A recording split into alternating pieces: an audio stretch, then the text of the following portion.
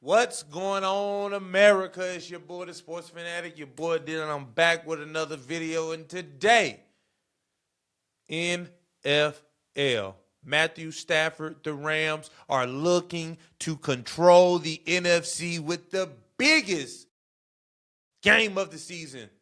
Thursday Night Football, Amazon Prime. It's the Seattle Seahawks versus the Detroit Lions in Seattle, Washington, versus the 12th man. Good God Almighty, Lord, have mercy on my soul. I cannot wait. Let me tell y'all how important this game is, right?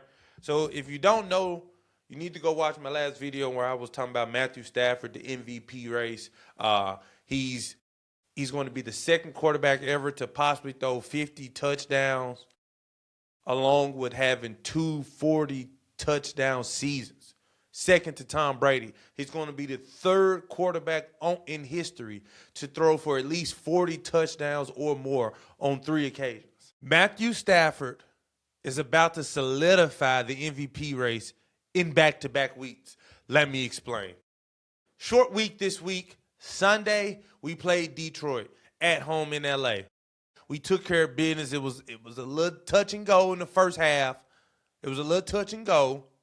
But we secured it in the second half because Matthew Stafford and Sean McVay did what they do best. They learned from their mistakes against Carolina, against San Fran, against Philly. You got away from the run. When shit gets rough, you go back to the run because you can do it. You got Kyron Williams. You got Blake Corum. You got tight ends, Kobe Parkinson. Not Higbee and Am I blanking? Am I blanking on tight end? I might be. You got Puka Nacua. You got Stafford. You got a solid O-line. You got one of the best O-line. You got Devontae Adams, who is now down with a hamstring injury. And let's get to that before we even get to the matchup itself. Devontae Adams, regardless of the severity of the hamstring injury, should not play the rest of this season. Whether we win Thursday or not, because Seattle has a tougher schedule. They still have to play San Fran, if I'm not mistaken, twice. So it doesn't matter, because even if they split 1-1, we still are the number one team. So keep Devontae on ice. Give him 3-4 weeks.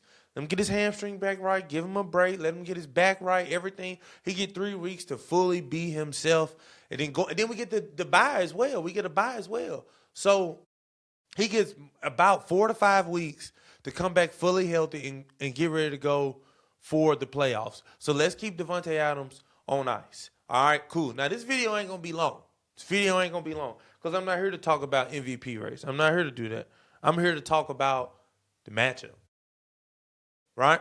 So let's go into it, right? The last time we played, we won by a field goal. The Rams won by a field goal. We beat Seattle in LA at SoFi, right? The defense, oh my God, the defense was fantastic, impeccable, amazing. Whatever adjective you want to tack onto it, the defense showed up and showed out. Sam Darnold threw 4 picks. This is the caveat. This is the problem. This is where we should have blown them out the water and told them, you're not even in our league. Sam Darnold threw 4 interceptions the last time we played, and we still only won by 3. Why? Because our offense was very subpar. Sean McVay and the offense did not run the ball. They did not combat run with pass, play action, a gun, empty. You did not have everything at your disposal, and you had prime field position time and time again after the majority of those interceptions, if I'm not wrong. So what's going to be the difference this time, Sean McVay?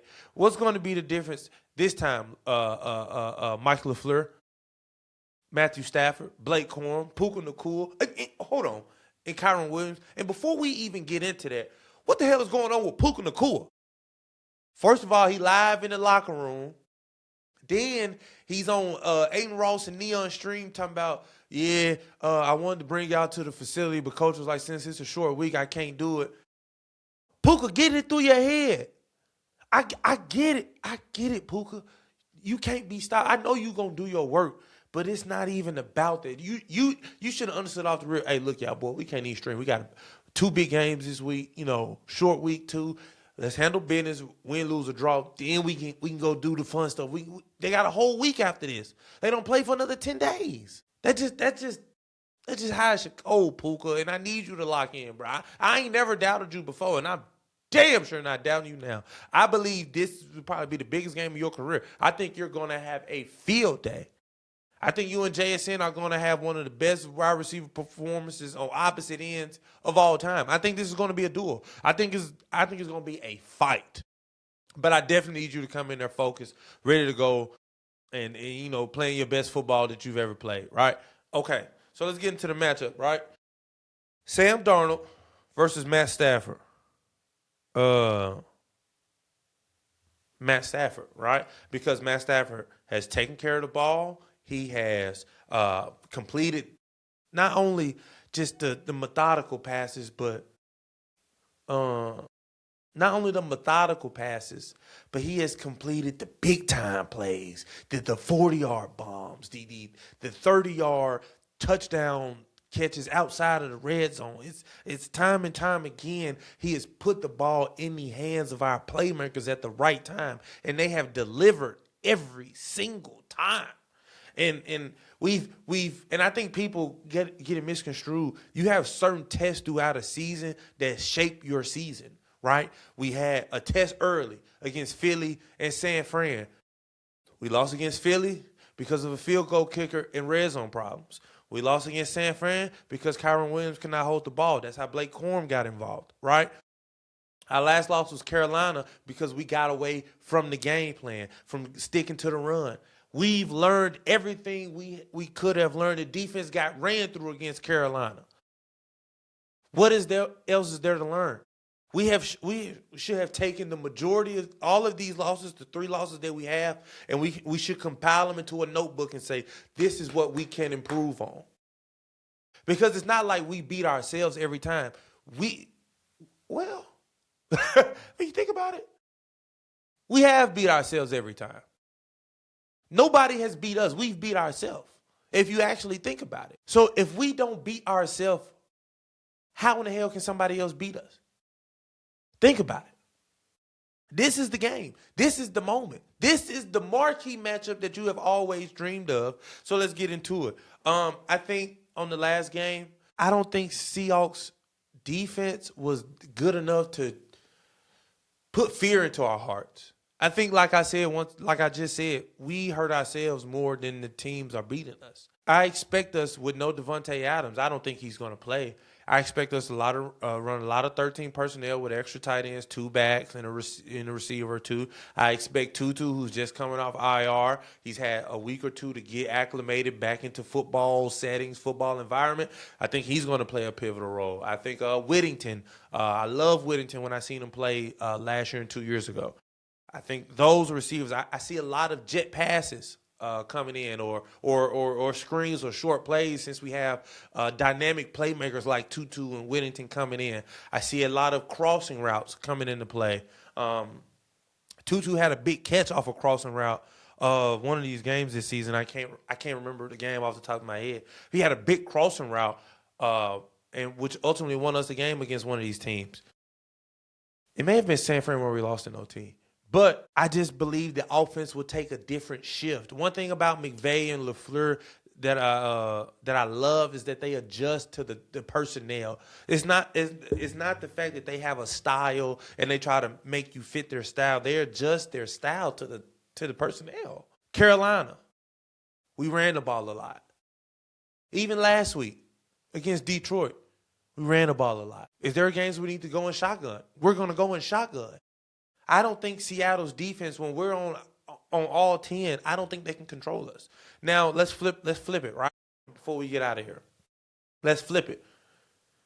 Seahawks offense to Rams defense. I think our front seven is one of the best front seven in the league. Here versus Bryce Young, the defensive lineman. I hate Lakes is out. Durant has been playing phenomenal at the nickel cornerback safety spot. Like I said, I hate Lakes is hurt. What is the other Gaines? I love Gaines. I love our team. I feel like we're deep. We're hungry. Schematically, we can rush. We can drop in coverage. We can go 3 down linemen, 4 down linemen, 5 down linemen, 2 backs, Two linebackers, a backer and a safety, a backer and a DB. Like, we can do so much. And then history also plays a part in this as well, because Sam Darnold has yet to beat the Rams since he came over to the NFC West. And ever since Stafford has come over to the Rams, he has yet to lose against Seattle since coming into the NFC West. So, and then before I get deep into that as well, it just scraped my mind. JSN and Rashee Rice are your weapons, right? They haven't been running the ball very well with Kenneth Walker and Charbonnet. They have not been running the ball very well. But JSN is a beast, man. JSN is hard to cover. Oh, my God. I love JSN because he's on my fantasy team. And I do love good play. I love good play. And he's a very good player. Hell of a player. I haven't seen Rashid Shaheed. I haven't seen him incorporated enough. I think in order for Seattle first of all, it all matters on Sam Darnold. But if Sam Darnold comes to play, I think the X factor is Rashid Shaheed. I think he is one of those top players that can change the game and break open the game, because it's not the fact that we lack DBs. I feel like if they can find a way to get JSN 7 to 10 targets a game with 85 to 150 yards and 1 to 2 tutties a game, they can definitely give Rashid Shaheed the same amount of looks, if not more, because he's explosive as well. He's explosive, and I think if you combine the way they move their offense with two explosive receivers, how we have two explosive receivers, I can see this being a very dynamic battle. I wasn't expecting the first one to be such a defensive game, but I'm expecting this second one to be one hell of a battle. It's going to be nasty. It's going to be grueling. It's going to be tough. It's going to be hard. It's going to be difficult going against the Seattle Seahawks in the 12th man. But God damn it, let me tell you who on top, ladies and gentlemen. I'm going to tell y'all who on top. The MVP candidate, the number one team in the NFC, that 11-3 Rams, because we are the top dogs. That's what we do. We see prey, we kill it, right? In Seattle, we finna get you again, twice, sweep you for the season, because you know what? We are the dogs, man. We are the dogs, man. Who else gonna beat us? Jalen Hurts? No. 8-5, lost to the Chargers, Monday Night Football, 4 interceptions. You can't do it, Jalen Hurts. Who else going to do it? San Fran? Pick a quarterback. Is it Mac Jones? Is it Brock Purdy? We don't know. They don't even have a receiver good enough yet. Don't come this way. You still rely on no Christian McCaffrey, dog. And can he carry you? Yes, he can, but can he carry you to the finish line? That's the question. We have yet to see you guys do it time and time again. You've got to these big games and you have fallen short so many times. But you want to know who hasn't? Matthew Stafford. One of the best, most clutch quarterbacks of this generation. And I'm tired of y'all throwing smut on his name, for so many years. I was there those years in Detroit, man. I was. This coming from the bottom of my heart. This ain't no notes. This ain't scripted. This is coming from the bottom of my heart, man. Time and time again, man, we was in Detroit, and, man, we wasn't getting shit. We wasn't getting nothing. 8-8, 7-9. In the couple years we did have good years, we was in the wild card. Because guess what? Green Bay was running shit in the NFC North, man. Aaron Rodgers was running in the NFC North, and we would have to face these top caliber teams year in and year out, and we would only make it to the wild card. But when you give Matthew Stafford a coach and some explosive players, you see what he do. 1 year in, we go to the Rams, and we win a Super Bowl. So why we can't do it again? Why can't we take Seattle down again? Why can't we take Philly down? Why can't we take San Fran and whoever else want to come on about it? Why can't we? Are the Los Angeles Rams, and we will come out victorious. Thursday Night Football, December 18th. Amazon Prime Video. I can't wait. I can't wait. I feel like the Godfather. I can't wait. This is what football is about. This is the time of the year where the real football happens, baby. I'll see y'all Thursday, man. Let's get on out here, brother. This has been the Sport Fanatic, man. I appreciate y'all for listening, watching, and tuning in. Like, comment, share, subscribe, the whole 9. Y'all know the business, man. LA Rams, man. We getting it. And let me tell y'all something. When we get this second ring, Matthew Stafford is a top 5 I ain't going to go that far. He's a top 10 quarterback of all time, and he's the number 3 quarterback of this generation. And we getting that MVP too. And he'll be better than Drew Brees, because I had this argument with my friends. Is Matthew Stafford better than Drew Brees? And once we get this MVP in this ring, he will be. I conclude this statement.